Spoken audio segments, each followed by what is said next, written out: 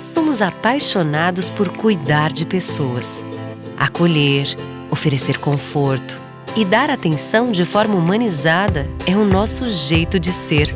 Estamos a serviço da saúde e das vidas que cuidamos.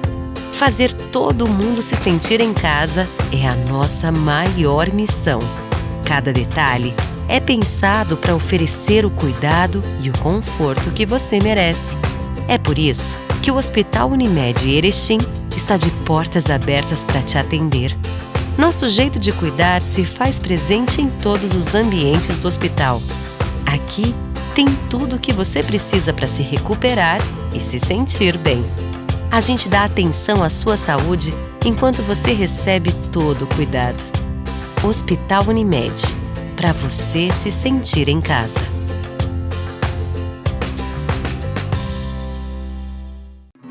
E se o melhor para você também for melhor para todos? Existe alternativa. Escolhendo o Sicredi, você une as suas necessidades financeiras com o desenvolvimento da sociedade, porque reinvestimos os recursos na sua região. Somos a alternativa que oferece soluções financeiras ideais, taxas justas e atendimento próximo, humano e digital. Escolha o Sicredi, onde o dinheiro rende um mundo melhor. Todos têm um motivo para ter Unimed. Para cuidar da saúde dos nossos funcionários, contamos sempre com o trabalho da Unimed. É segurança que você busca? Nos 50 anos da Unimed Erechim, você contrata um plano de saúde com 50% de desconto nas 5 primeiras mensalidades. Planos empresariais e familiares com abrangência regional sem taxa de inscrição. Unimed Erechim, cuidar de você, esse é o plano.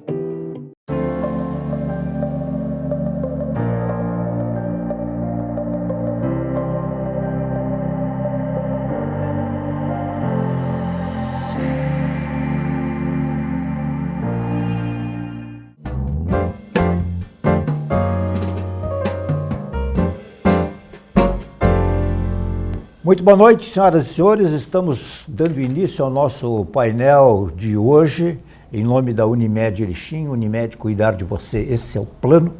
E Sicredi, traga a sua poupança para Sicredi, veja como é mais negócio poupar aqui. Sicredi, gente que coopera, cresce. Bom, eu estou na apresentação do programa aqui há cerca de 12 anos, já entrevistei inúmeras pessoas, todo mundo sabe.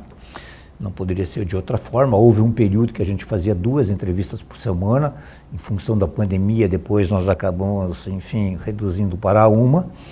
E ficamos até um período sem nenhuma, e hoje estamos com uma. Mas dentro desse uma, ou 2, ou nenhuma, eu quero dizer que para mim é um privilégio poder hoje receber aqui no programa Painel uma das figuras mais consagradas da imprensa de Erechim, desde que eu me conheço, enfim, né? E que talvez vá conceder uma das suas primeiras entrevistas, ele que é um homem acostumado a fazer perguntas, a colocar gente contra a parede, enfim, né? E exercer a profissão de radialista. Eu estou me referindo ao Francisco Basso Dias, radialista. Quero dizer mais uma vez que para mim, mais que um privilégio, uma honra poder recebê-lo aqui no programa Painel da TV Erechim. Boa noite. Boa noite, Odi. Olha, eu estou me sentindo aqui, reservadas proporções, a Rui Barbosa. O Rui Barbosa, quando chegava à sua terra natal e recebia uma homenagem, ele usou a seguinte frase: depois disso e diante disso, eu não sei como principie. Pois é assim que eu quero começar essa entrevista com você. Eu me sinto muito lisonjeado com o convite de estar aqui e contar algumas coisas que eu certamente sei que você vai me perguntar. Portanto, eu me sinto bem à vontade e fico à sua disposição. Ok, eu quero dizer agora, está me ocorrendo agora, que não é por acaso, todo mundo sabe que os programas são gravados e a gente está gravando ele exatamente no dia em que se comemora o Dia do Jornalista. Né?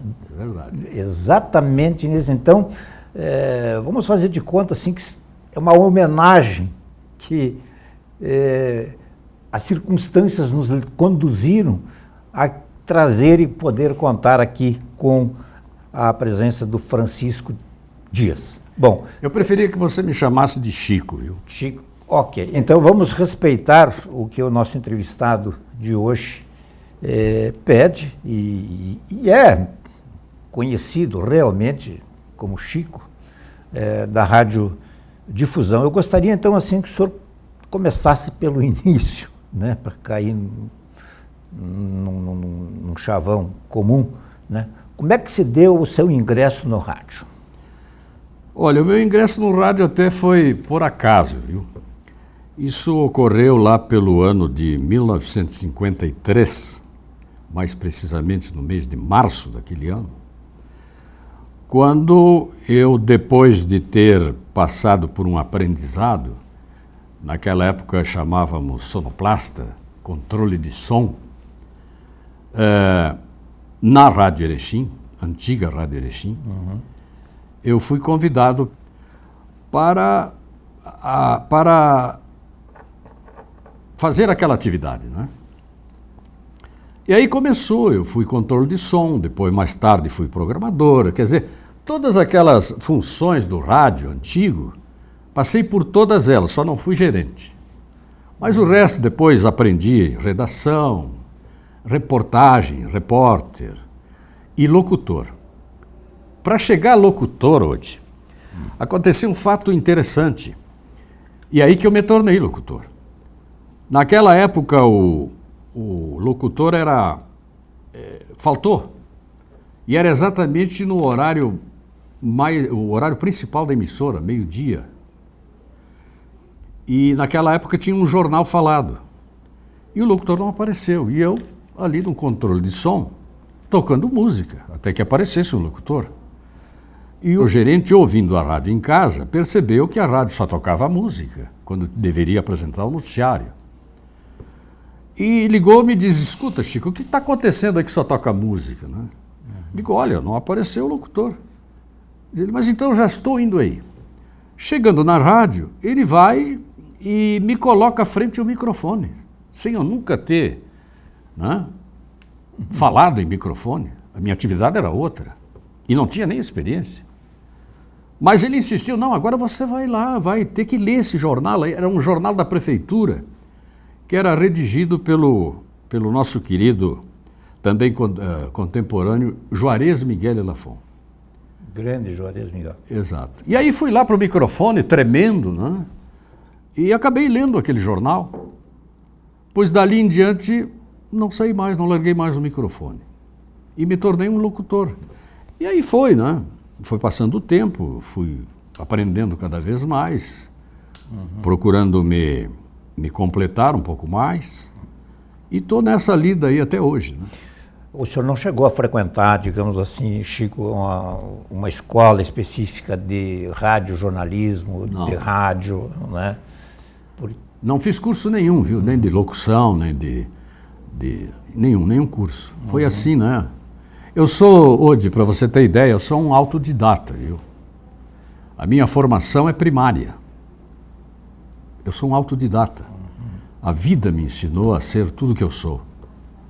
Agora não há dúvidas para quem gosta do rádio e tem uma certa experiência em rádio que o senhor parece que nasceu para ser um radialista mesmo, né? Porque eu acho que foi um dom, né? Um dom. Não sei. Um dom. Eu pessoalmente sempre considerei, e vou dizer, desde o tempo aquele programa que tem até hoje na Rádio Difusão, de recados e... O Mensageiro Gaúcho. Mensageiro Gaúcho. Era uma identidade, dava para quase colar o Mensageiro Gaúcho com o Chico Dias. Esse programa me notabilizou, viu? Eu tenho orgulho de dizer isso, porque me tornou um radialista bastante conhecido, especialmente no interior. Agora as coisas mudaram, né? Estamos numa era tecnológica que o Mensageiro Gaúcho até hoje já perdeu a sua identidade, porque a velocidade da informação não é como a de 20, 30, 50 anos atrás. E até a procura, digamos, pelas plataformas, e-mails e tal, né? O rádio ainda continua sendo um veículo muito forte, mas às vezes, como era um programa de avisos praticamente, né? Hoje os avisos porque correm naquela muito época, naquela época era assim, ó. Claro que as comunicações não são como hoje, o telefone, enfim, a internet, né?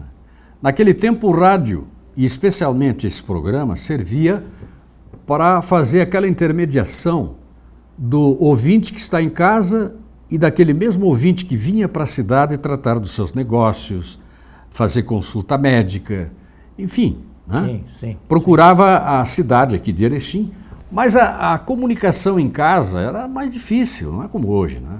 Então o que ele fazia? Ia no programa e pedia para dar um aviso para a esposa, para a família: olha, eu já estou despachado aqui no banco, ou já estive na consulta do médico, estou indo para casa pelo ônibus tal hora.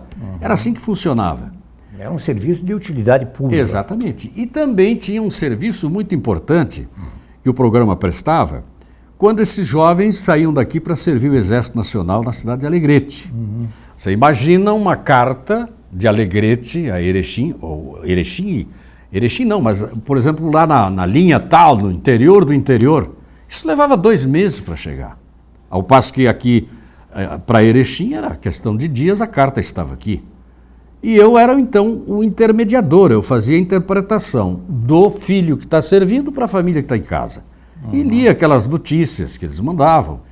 Isso aí tornou, então, o Mensageiro Gaúcho um programa, assim, de uma popularidade, de uma audiência extraordinária, né?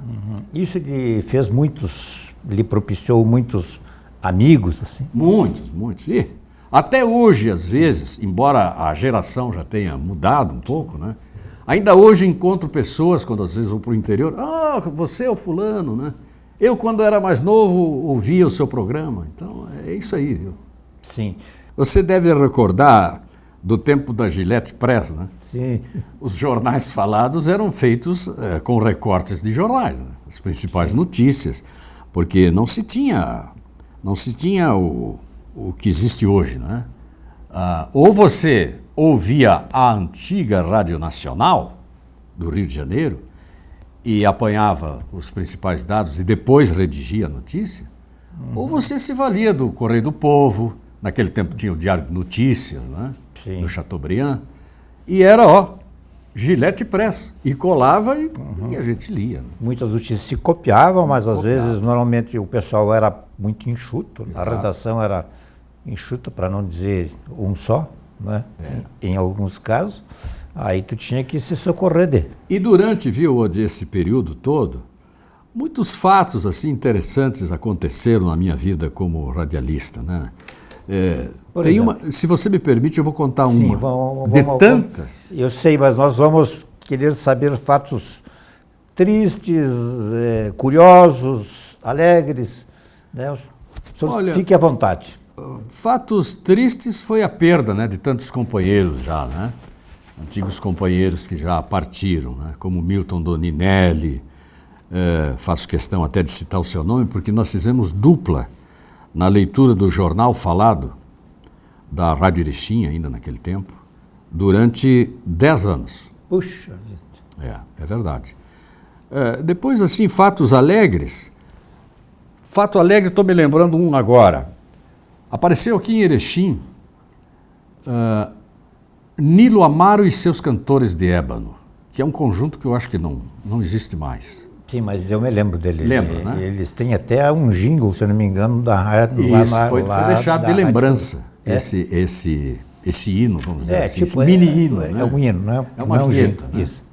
Uma vinheta. Naquele tempo, eles chegaram a Erechim, não conheciam, e queriam fazer um show. E com uma parceria de bilheteria no antigo Cinema Luz. E a radiodifusão se interessou. Inclusive, eu naquela época também exercia a função de agente publicitário, né? Se interessou por Nilo Amaro e contratamos o conjunto numa parceria para esse show no Cine Luz. Eu me lembro que naquele tempo a radiodifusão estava trocando o seu equipamento, o seu transmissor. Portanto, estava naquele dia fora do ar. Mas no dia seguinte voltaria. E foi um bom motivo para se bolar um show de renovação de equipamentos da rádio, etc. E foi feito. Pois olha, o Cine Luz, para a alegria nossa, lotou, porque no dia seguinte tivemos que reprisar o show com o Nilo Amaro. Mas aí aconteceu um fato interessante. O gerente, ele quis nessa apresentação fazer com que os funcionários fossem autoapresentados durante o espetáculo. E mandamos confeccionar um uniformezinho e tal. Né? Cinema lotado. E tinha havido um fato assim, que eu não vou me omitir de falar, porque... Fique à vontade. Não vale a pena. Eu tinha saído da Rádio Erechim e me transferido para a difusão, mas já estou entrando no caso, e é bom que a população saiba, né, de quantas coisas acontecem às vezes na vida de um radialista. E saindo da Rádio Erechim, fui contratado pela difusão. Evidentemente que o gerente não gostou da minha saída. E escreveu um comentário, pasme você, sob título: O porco que comeu e virou coxo. Forte, né? Puxa. Mas não tinha nada a ver com a minha saída, porque eu nunca deixei meu nome, né, ser envergonhado. Não havia uma referência específica ao nome. Não havia referência nenhuma, viu, com relação ao título. E chegado no momento do espetáculo, ele começou a chamar cada um dos colegas e apresentá-los. Olha, esse aqui é o fulano, faz isso, faz aquilo, né? E me deixou por último, eu não sabia, foi uma surpresa. Chegou na hora, ele dizia: agora, senhoras e senhores, eu quero lhes apresentar aqui um colega que faz isso, faz aquilo, né, e tal, responsável por isso, por aquilo. O porco que comeu e virou coxo. Agora, imagina você, a minha situação, entrar na presença de mais de 1000 pessoas no Cinema Luz, lotado, com esse tipo de anúncio, né? Que ele também fez sem querer. Sim, eu não sei qual foi a intenção aí, mas enfim. Olha, diante daquela situação, só me coube dizer o seguinte, olha, realmente, aí contei a história, aconteceu isso, e não sei porquê, eu fui agredido com esse tipo de comentário, né? Então, veja bem como isso aconteceu, viu? Que coisa chata. Foi uma coisa assim desagradável, mas enfim, passou, né? Vocês não interromperam as relações, nada? Não. Sim, ficamos sim com as relações estremecidas por um bom período, né? Mas voltaram a se falar. Mas depois a gente voltou a ser amigos, se esqueceu tudo aquilo, né? A civilidade, a urbanidade falou mais alto, claro, no final das contas. Mas o senhor estava na Erechim, foi para a difusão mais ou menos em que ano? Logo que a difusão ela abriu? Ou... Sim, a difusão foi inaugurada em 1960, em dezembro de 60. Eu entrei, portanto, 2 anos após ela ter sido inaugurada, eu comecei a trabalhar na difusão. E permaneço até hoje, só que houve aí um período que eu me ausentei. Queria que o senhor falasse um pouco sobre esse interregno aí, essa... Bom, aí saí da Rádio Difusão a convite do meu amigo também, radialista, e se tornou deputado federal e estadual, Francisco Apio, que você deve ter conhecido também, não é? Sim. Ele, como deputado, acabou me convidando para trabalhar no seu gabinete, e eu acabei aceitando e fiquei junto, trabalhando com ele, durante 20 anos. 16 anos na Assembleia e mais 4 anos na Câmara dos Deputados.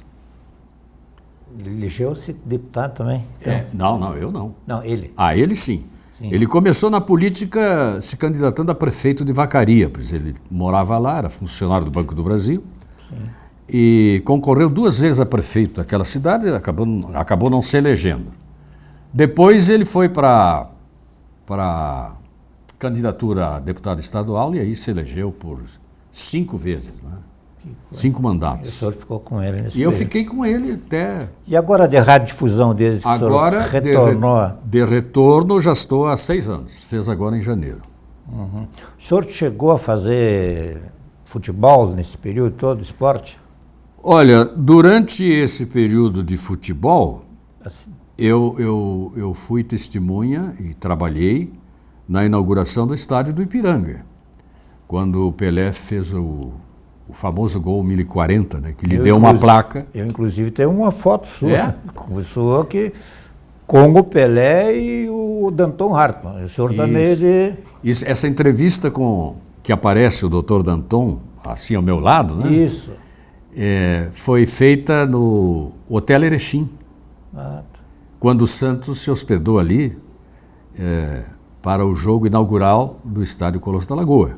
sim. E interessante, de que na inauguração, naquela noite do jogo, que foi com o Grêmio que perdeu por 2-0, estava combinado porque a Rádio Tupi de São Paulo, que tinha a frequência de 1040 kHz, e o Pelé estava para marcar o gol, a Tupi estava esperando ele marcar o gol 1040 para fazer ali uma cerimônia, né? Uhum. E estava tudo marcado, o juiz também alertado de que se ele fizesse o gol, o jogo pararia ali por 1 minuto, até que ele vestisse a camiseta com o número atrás nas costas, né, 1040.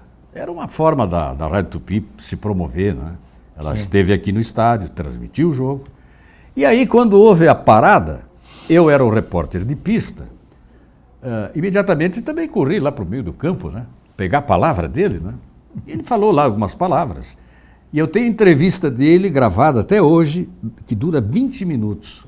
Puxa. Naquela entrevista que eu fiz lá e que aparece nessa foto no Hotel Erechim. Então isso para mim foi muito gratificante, viu? Isso aí valeu a pena. Ele mostrou-se, falando do Pelé, naquele período ele mostrou-se muito cordial aqui em Erechim. Sim, né? um sujeito assim, como é que se diz? Muito simples, né? Uhum. Muito simples, nada E praticamente foi no auge da carreira, porque era... Foi recém assim, tinha vindo da Copa do Mundo. Recém, nem 90 dias depois do tricampeonato, onde... É que o Campeonato Mundial foi no México, em 70, né? E ali em setembro, portanto, 2, 3 meses depois, ele esteve aqui em Erechim. Né? Qual é outra entrevista que o senhor se lembra, assim, de personalidades que o senhor pegou na política ou no esporte? O Pelé, essa já é uma... essa aí já é... Mas eu já entrevistei muitas consagra... personalidades, viu, Odi? O governador Eduardo Leite, quando esteve aqui em Erechim, o ex-governador do MDB, que antecedeu... O Sartori? Sartori, senadores, Chiarelli, na época, né? Enfim, olha, alguns eu já me esqueci, mas foram muitas personalidades que já passaram pela frente do meu microfone, né? Sim. E isso me foi muito gratificante, né? Eu imagino que o senhor, como assessor de um parlamentar, também se aproximava bastante dessas... Abriu portas, né? Eu quero te contar mais uma. O nosso presidente, Jair Bolsonaro, eu conheci ele pessoalmente, quando estava na Câmara Federal. Um belo dia o Apio me chama e diz: Chico, traz aqui um gravador, precisamos fazer uma entrevista com... Naquela época ele era deputado, né? Com o deputado hoje presidente, para falar sobre caminhoneiros, porque nós tínhamos um programa, né? Um projeto que nós executava junto à categoria dos caminhoneiros. E quero te dizer mais, esse projeto se chama SOS Caminhoneiro. Como é que surgiu isso? Porque também é uma espécie de mensageiro gaúcho associado ao Chico. Exatamente. E fala em caminhoneiros, associa ao seu nome também. Então foi assim, quando eu cheguei na Assembleia Legislativa, a convite do Apio, ele tinha ganho um espaço do Ranzolin, diretor da Rádio Gaúcha, naquele tempo. Eles se davam muito, porque o Apio, inclusive, chegou a trabalhar na Gaúcha, na Rafutebol, enfim. E ele deu para o Apio um espaço de 3 minutos, que era exatamente o que ele queria, fazer um pequeno noticiário dirigido a caminhoneiro. Mas como ele não podia conciliar a atividade dele de parlamentar com o rádio, porque tinha que levantar cedo e tal, né? Ele largou o abacaxi para mim, vamos dizer assim, entre aspas, né? E eu passei a fazer esse programa, que era transmitido de madrugada, durante quase 10 anos. Viu? Até hoje, esse programa é mantido, para não perder a identidade junto à categoria dos caminhoneiros, eu tenho esse programa em 66 emissoras de rádio, onde falo todas as manhãs, com um noticiário dirigido à categoria. No horário, aquele que sai na difusão ali, que é um pouquinho antes das 9, não é esse? Não é esse. Não, esse é um outro programa. Tá, Esse noticiário que eu faço é duração de 3, 4 minutos no máximo. Sim. Mas é um noticiário mais dirigido, né? Praticamente em rede. Isso. Cada emissora transmite no horário que lhe convém, né? Sim, mas... Porque ele é feito gravado. Mas é o mesmo. É o mesmo. Para todas, né? Uhum. E nesse boletim, então, eu falo sobre legislação, mudanças na legislação, código de trânsito que muda, não muda. Olha, caminhoneiro, você não deve ir por essa estrada aqui porque ela está bloqueada ou está intransitável. Quer dizer, tudo que é informações que dizem respeito a eles, de interesse, é feito nesse boletim. E todas as manhãs, esse boletim é transmitido pelas 66 emissoras do interior do estado. E eu imagino que a receptividade seja muito grande. Tenho participado, né? Porque a gente se torna conhecido, né? Hoje. Claro. Tenho participado de festas de caminhoneiros, por exemplo, ali em Caxias. Caxias, não sei se você sabia, ali em Anarec, tem uma igreja, a igreja de São Cristóvão, que o formato é um caminhão. Não sabia. É um caminhão. A construção dela é um caminhão. E o altar dela é a cabine do caminhão. Interessante, né? Interessante. Então lá se realizam ali em Anarec festas grandes, viu? Comparecem lá 2, 3 mil caminhoneiros. Uhum. E tenho participado muitas vezes, sou convidado, vou. Também aquela cidade próxima ali a Caxias, Antônio Prado, que é considerada a capital dos caminhões, dos caminhoneiros no Rio Grande do Sul. É interessante porque lá o número de caminhões é tanto quanto quase a população, o número de habitantes. Então veja você a potencialidade que existe lá, né, em termos de transporte. Antônio Prado. Uhum. Interessante. Como é que o senhor classifica o rádio hoje? Porque hoje nós temos as mais diferentes plataformas, não vou falar nem em televisão, porque eu acho que o rádio ainda ele continua sendo um veículo, porque o pedreiro está lá no 10º andar, lá em cima, não vai levar uma TV lá em cima. Enfim, nem vamos entrar em detalhes aqui. Claro. O rádio, assim como o próprio celular, né? Mas, aliás, o rádio está no celular também. Né? Mas o rádio está em toda parte. Quando não havia o celular, o radinho... radinho de pilha? De pilha, né? Ele estava em tudo que era lugar. Você sabe que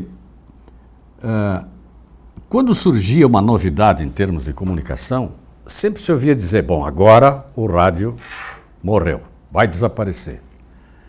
E o rádio sempre sobreviveu e sempre sobreviverá.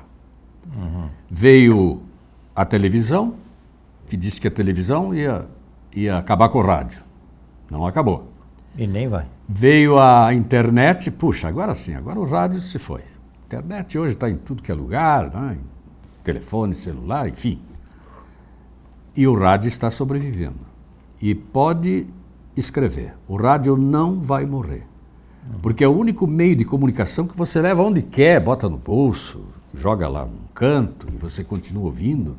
Pode fazer o teu trabalho e tá ali ouvindo o rádio, né? Uhum. Não é como outros órgãos, por exemplo. A internet você tem que ter um monitor para ter que estar vendo, lendo, acompanhando, né? Ou pelo celular, mas enfim. Mas não tem como rádio, viu? E ele vem se mantendo e eu vejo que o rádio não vai acabar. Sem dúvida nenhuma. Como é que o senhor classifica o rádio de hoje? O senhor entende que a cidade de Erechim teve um período chamado de época, um período de ouro, digamos assim, ou nós estamos mantendo um certo padrão? Olha, eu vou te dizer uma coisa entrar em nomes, com a maior sinceridade, Odi. Eu acho que nós regredimos um pouco em termos de rádio. Uhum. E não temo em dizer, sabe por quê? Porque hoje está difícil a mão de obra para o rádio. Não se faz mais radialista, desculpe os companheiros aí, mas não se faz mais radialista como antigamente. Porque antigamente era exigido o quê? Para você empunhar um microfone.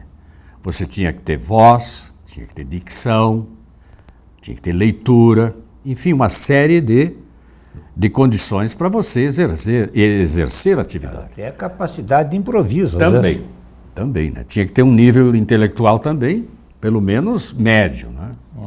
Hoje não, hoje e aqui eu vou fazer uma crítica, não só à minha emissora, mas a todas as emissoras.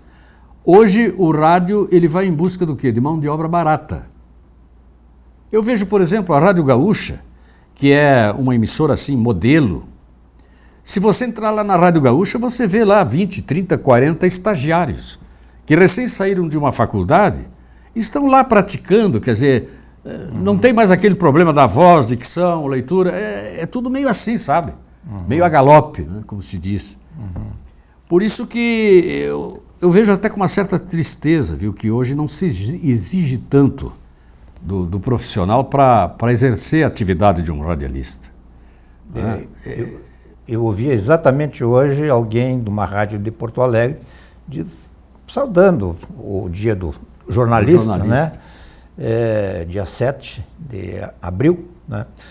Onde ele falava de algumas coisas que estão ligadas ao jornalista, que é ao radialista, é a mesma coisa. Né? Em primeiro lugar, o jornalista é um chato por natureza, ele mesmo, né? Em segundo lugar, né? Ele citou algumas credenciais, digamos assim, né? Ele é um crítico por exigência do ofício, né? Não pode ficar batendo palma, senão tu vai trabalhar em marketing, em publicidade, né? E ele tinha uma quarta coisa que nos iguala a todos, ele falando de uma rádio grande lá de Porto Alegre, assim, o salário baixo, né? Infelizmente não reconhecido. Eu até fiz uma análise de o magistério está mais ou menos a mesma, né? Infelizmente. Você sabe que hoje, para ser radialista, você tem que ter, por exemplo, disponibilidade de tempo inteiro, integral. Não tem mais aquele radialista que trabalha 1 hora, 2 e terminou. Hoje não, nós temos que estar atentos a tudo o que acontece no mundo, na cidade, no estado, no Brasil, porque você não pode perder, sabe, as informações. O que aconteceu há uma semana atrás. Isso. Não dá. Então, é isso aí, meu caro. A gente não... Às vezes até com sacrifício da família, né? Porque você tem que estar atento a tudo que acontece, para poder transmitir para os seus ouvintes algo atualizado, atual, enfim, ou até na hora, se possível. Eu vou fazer uma observação por minha conta como jornalista, né? Eu acho que o rádio ele poderia, no município de Erechim, na cidade de Erechim, evidentemente que isso demanda custo e tal, mas também acho que haveria retorno. Investir mais em reportagem, entende? Fazer com que o repórter saia de dentro da redação. Mas aí, Odi, deixa eu te apartear. Onde aconteceu. Deixa eu te apartear. Por que não acontece isso? Porque é aquilo que eu te falei há pouco, quer dizer, o radialista é mal pago. O salário dele, sabe qual é? Básico, é R$ 1.400. Ora, só quem tem amor a essa profissão ou que tem outra atividade que possa complementar o teu salário. Porque, olha, por R$ 1.400 você se dedicar 8, 10 horas numa emissora para ir buscar informação, notícia, fazer entrevista, etc, etc, etc. Eu acho que é um salário muito ínfimo, viu? Eu acho que a categoria está muito mal valorizada. Aflora as observações que nós da imprensa recebemos. Exato. Né? Mas tu falou mal aqui, tu errou ali, tu não sei o quê. Né? Também ninguém está em busca de aplauso, mas também a gente tem... o senhor sabe muito mais do que eu, a gente é muito mais criticado do que... Olha, está muito bom isso, aqui. Né? Então, mas enfim, cada um... dá a sua opinião sobre, entre aspas, o espetáculo, se ele gostou, se ele não gostou, né? Mas, enfim, eu me lembrei agora do nome do radialista que eu admirava muito, por quanto tive a honra de poder trabalhar com ele na Rádio Guaíba, né? Na mesma empresa, né? E ele dizia, José Odide, assim, nunca se esqueça de agradecer ao seu entrevistado, porque ele não é obrigado a nos dar uma entrevista. Ele saiu da sua casa, ele veio até a rádio ou atendeu um telefone, está deixando de fazer uma coisa para nos atender e atender ao grande público. Então, sempre agradeça ao seu entrevistado, que era o grande, eu acho que era teu amigo até, Amir Domingues. Ah, sim. Né? Pedro Carneiro Pereira, que eu me lembro agora, também conheci. Sim, que coisa. Bom, nós vamos fazer o nosso intervalo do programa e já voltamos.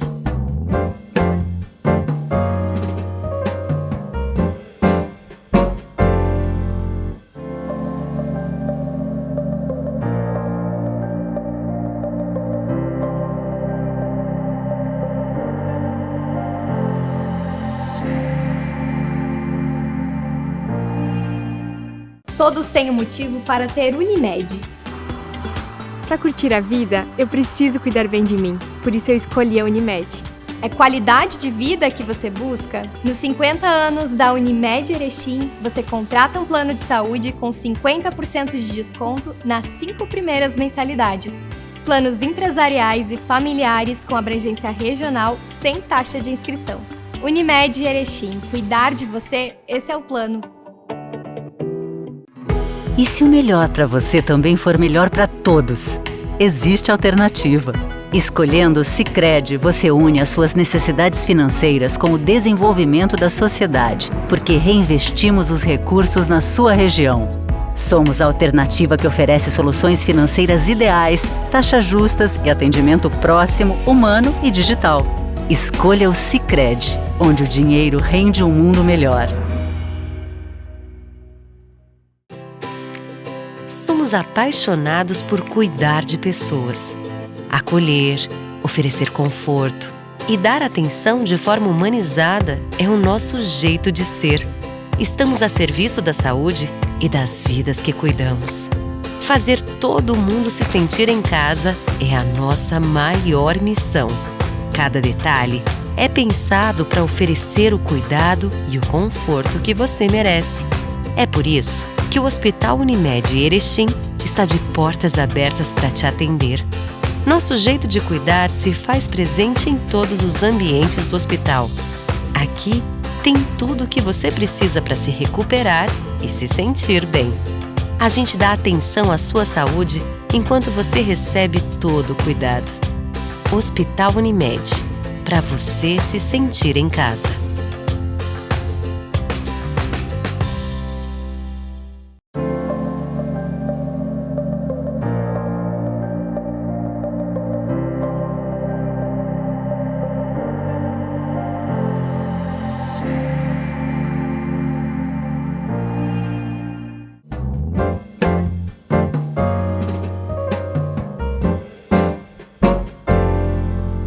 Muito bem, nós estamos de volta hoje recebendo com muito prazer, com muita honra aqui o senhor Francisco Basso Dias, o radialista Chico Dias, né, da Rádio Difusão.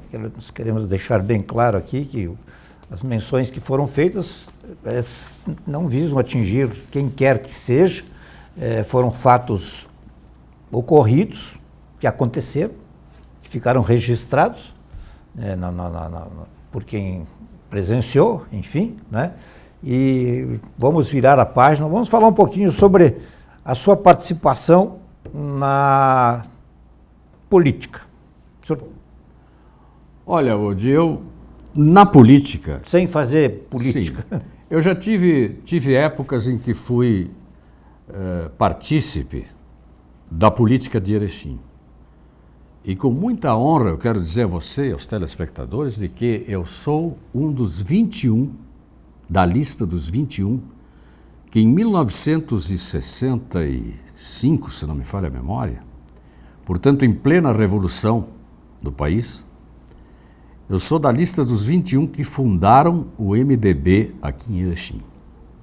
E fui secretário desse partido por alguns anos, mas depois me desencantei pela política e deixei, né? Mas sou fundador do MDB, me orgulho muito disso, desse partido, ter sido fundador.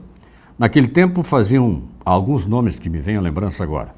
José Mandelli Filho, depois Catarina Basso, que era minha avó, Luiz Friso, que foi vereador.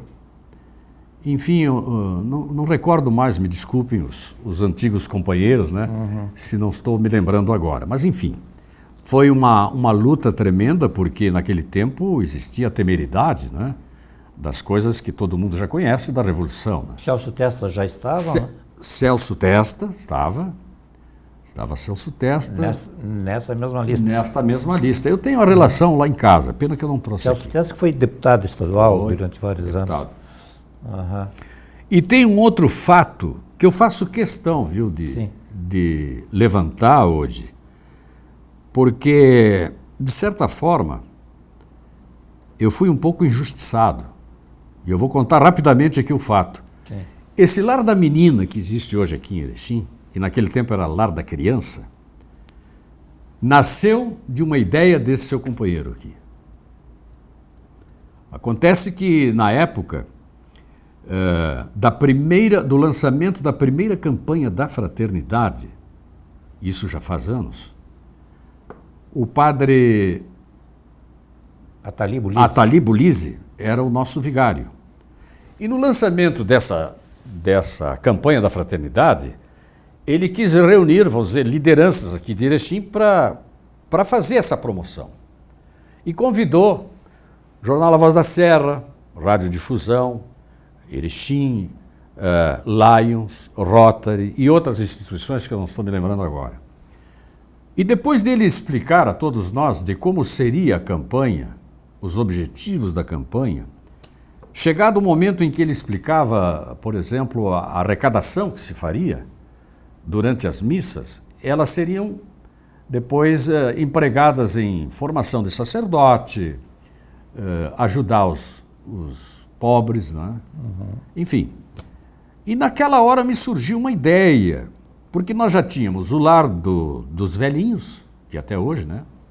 E tínhamos o patronato São José, dos meninos. Mas da menina não tinha nada que a protegesse. Foi quando lancei a ideia e fui, de certa forma, até um pouco contestado, mas depois a igreja se convenceu, o bispo Dom João Hoffmann se convenceu e a campanha iniciou. Houve arrecadação, se arrecadou fundos, foi depositado numa conta bloqueada na Caixa Econômica Estadual da época. E quando se chegou a um valor X, esse valor foi empregado e hoje está aí no que é o lar da menina. Depois disso, a falecida Carlinda Poleto Farina, que era vereadora e em companhia do seu Eli Parente, também vereador, não sei por que eles resolveram querer me homenagear com o título de benemérito, cidadão benemérito de Erechim. Eu, em princípio, não queria. Eu sou meio arredio a essas coisas, né, de homenagem, mas de tanta insistência acabei aceitando. Só que no exame dessa matéria, na Comissão de Constituição e Justiça da Câmara de Erechim, houve uma vereadora que duvidou de que eu teria sido o idealizador ou que deu a ideia para a construção desse lar da menina. Aí eu até disse para a vereadora, digo, olha, já que houve essa dúvida, para que eu vou insistir? Olha, não me dê esse título. Já não fazia questão muito? Não fazia questão, porque se lançaram dúvida contra a palavra de um homem, que graças a Deus eu fui honrado até hoje, sabe? Eu fiquei até meio chateado, mas ela insistiu, digo, não, pois então agora eu vou provar que fui eu. E fui atrás do padre Atali Bulise, que ele era vigário em Viadutos, e relembrando esse fato, eu disse a ele, pedi para ele, digo, Padre Atali, o senhor, aquele livro de atas assim, da campanha e tal, ele disse, não, Chico, está lá na canônica, você vai lá que está lá o livro. Digo, pois eu preciso tirar um xerox de um assunto, aquele assim, assim, assim. Pois eu cheguei aqui na paróquia, encontrei o livro, tirei o xerox, digo, agora aqui, dona Carlinda, a senhora pega essa prova aqui e a senhora leva para a vereadora lá que desconfiou, né, que eu não era o propositor da construção de um lar da menina. Eu só conto essa história, viu? Porque a história tem que ser verdadeira. Ela não tem que ser meia história. A história tem que ser contada como ela é. E isso aconteceu aqui com o seu humilde amigo. Sim, mas o título acabou, no fim, sendo... Não, o título, claro, foi concedido, eu aceitei com muito orgulho e com muita honra, até numa sessão solene, né, do Legislativo, na companhia do engenheiro responsável, naquele tempo, hidráulica, não era Corsã. Uhum. O senhor tem um programa na Rádio Difusão que começa às 8 horas, 8h15. Vai até o meio-dia. Vai até o meio-dia. Isso exige muito preparo, assim, André?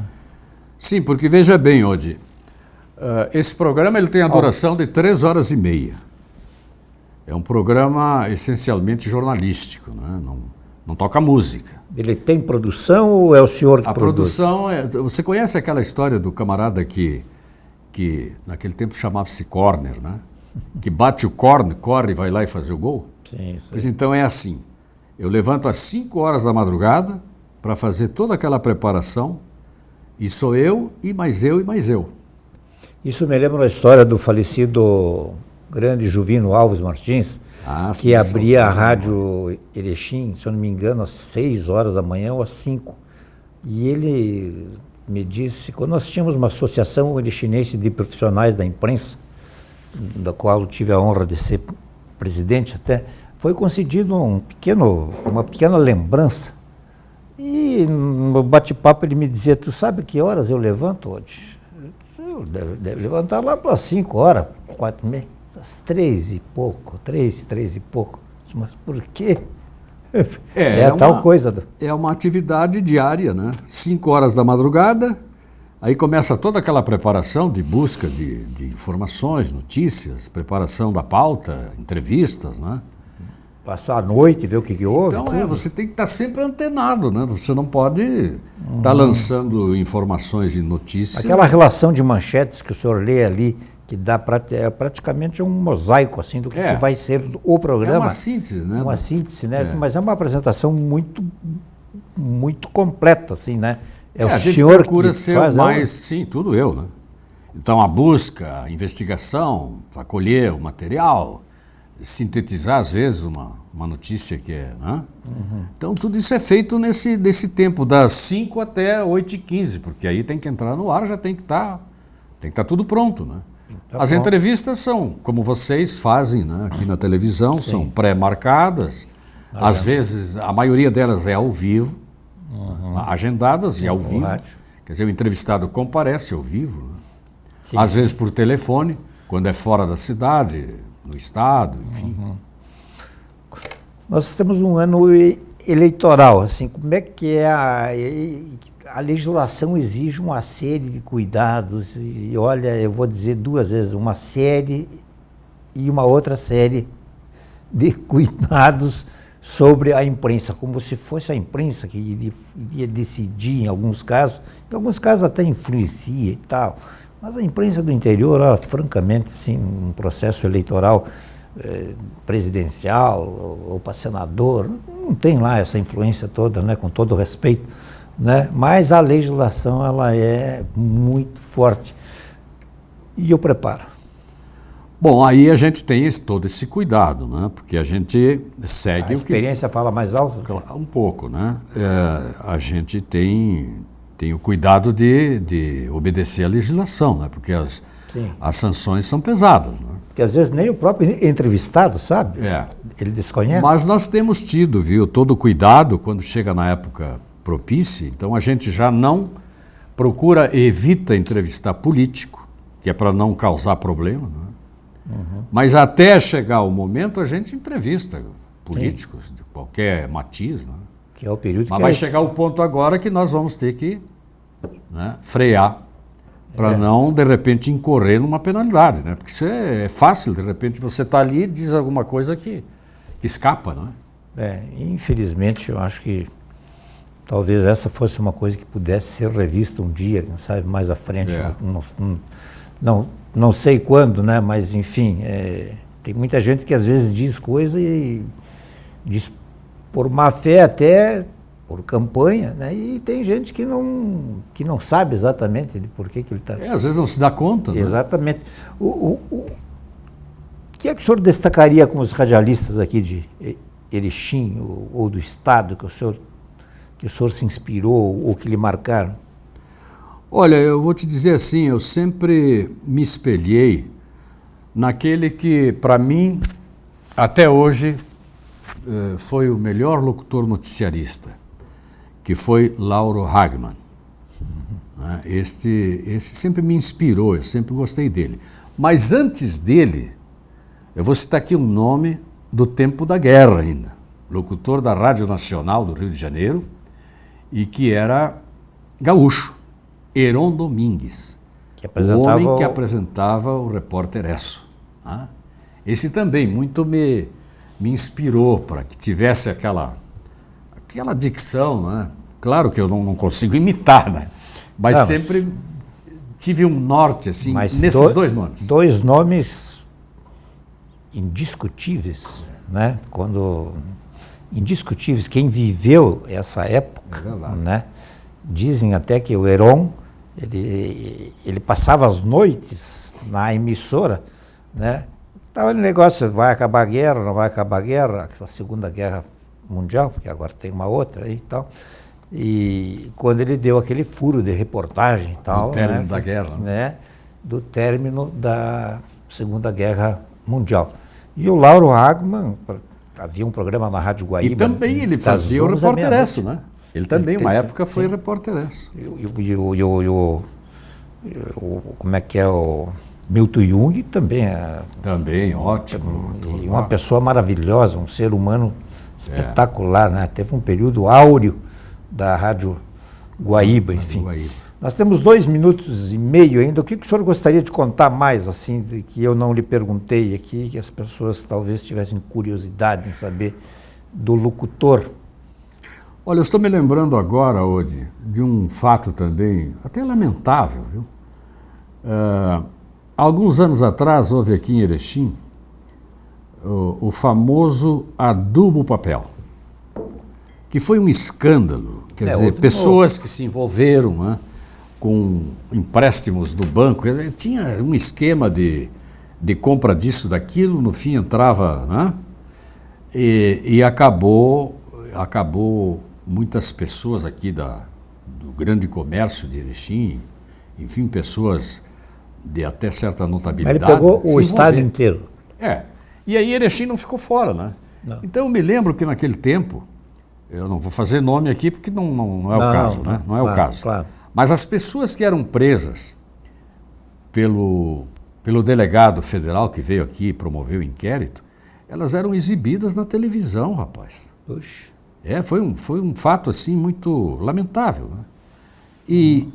E dentro disso, eu e Gilson Carraro acabamos de ir dar explicações ao delegado federal, que na época estava presidindo o inquérito, por que o jornal e a radiodifusão não divulgavam os nomes que estavam sendo inquiridos lá por ele. Hoje é quase o contrário. Bom, então para você ver, aí o gerente que era o senhor Idílio Badalotti, já falecido, né?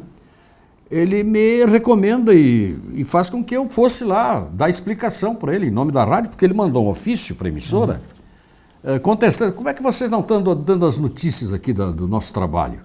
E lá fui eu dar explicação. Né?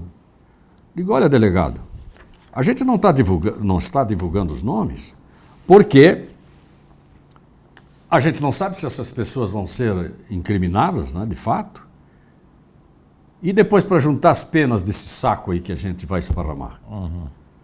Olha, foi um caso muito desagradável. E a história acabou, sabe aonde? Na Polícia Federal, em Porto Alegre, na época do Coronel Maxen, que era o superintendente. E nos levou lá, sabe quem? O falecido deputado Girardello, Firmino Girardello. Ele, não contente com o que o delegado estava fazendo aqui, tumultuando com a imprensa, ele nos levou a Porto Alegre para contar essa história lá para o superintendente. Resultado, terminou em nada. Né? Francisco Basso Dias, Chico, muito obrigado pela entrevista. Mais uma vez, muito obrigado por emprestar a sua voz à cidade de Erechim, sempre com opiniões extremamente ponderadas, o que é uma coisa que eu, francamente, eu admiro, sem abdicar de dizer o que realmente está ocorrendo. Uma boa noite a todos aí de casa e até a próxima.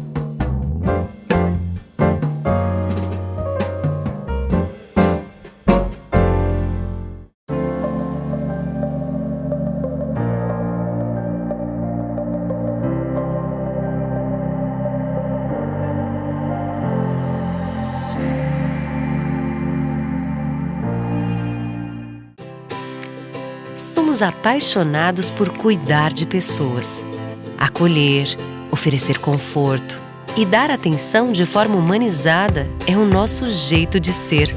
Estamos a serviço da saúde e das vidas que cuidamos. Fazer todo mundo se sentir em casa é a nossa maior missão. Cada detalhe é pensado para oferecer o cuidado e o conforto que você merece. É por isso que o Hospital Unimed Erechim está de portas abertas para te atender.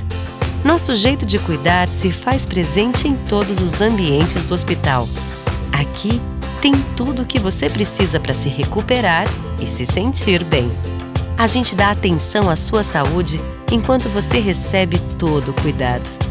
Hospital Unimed, para você se sentir em casa.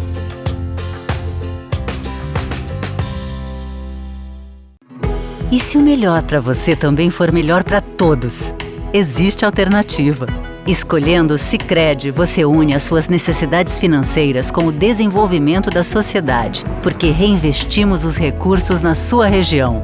Somos a alternativa que oferece soluções financeiras ideais, taxas justas e atendimento próximo, humano e digital. Escolha o Sicredi, onde o dinheiro rende um mundo melhor. Todos têm um motivo para ter Unimed. Para curtir a vida, eu preciso cuidar bem de mim. Por isso eu escolhi a Unimed. É qualidade de vida que você busca? Nos 50 anos da Unimed Erechim, você contrata um plano de saúde com 50% de desconto nas 5 primeiras mensalidades. Planos empresariais e familiares com abrangência regional sem taxa de inscrição. Unimed Erechim, cuidar de você, esse é o plano.